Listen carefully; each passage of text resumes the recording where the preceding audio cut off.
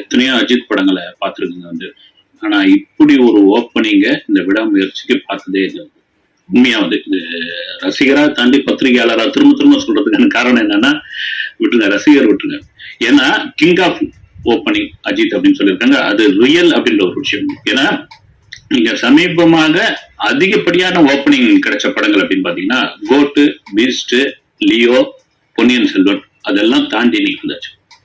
குறிப்பா வெளியூர்கள்ல sold out ticket தமிழ்நாட்டுல வரைக்கும் இன்னும் இப்ப இந்த வீடியோ பேசுற வரைக்கும் பாத்தீங்கன்னா 9 மணி காட்சி, அதான் சிறப்பு காட்சி. இன்னும் ஓபன் பண்ணல, கண்டிப்பா ஓபன் பண்ணிடுவாங்க. கார்னர் செயின் தான்.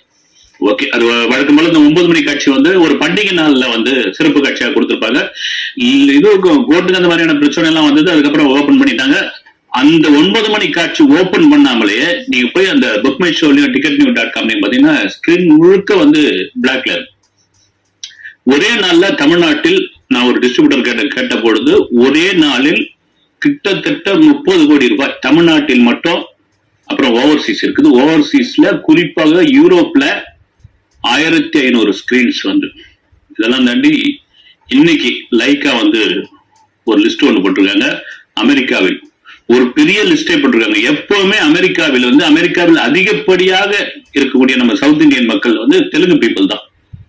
ஒரு பாலகிருஷ்ணா படம், ஒரு ஜூனியர் என்டிஆர் படத்திற்கு, மகேஷ் பாபு படத்திற்கு எந்த மாதிரியான ஓப்பனிங் இருக்குமோ அதை விட 10 மடங்கு அதிகம்னு சொல்லிட்டாங்க. அவ்வளவு தியேட்டர்ஸ்லயே வந்து வெயிட்டிங்ல இருக்காங்க, அவ்வளவு புக்கிங்ல போயிட்டே இருக்கு.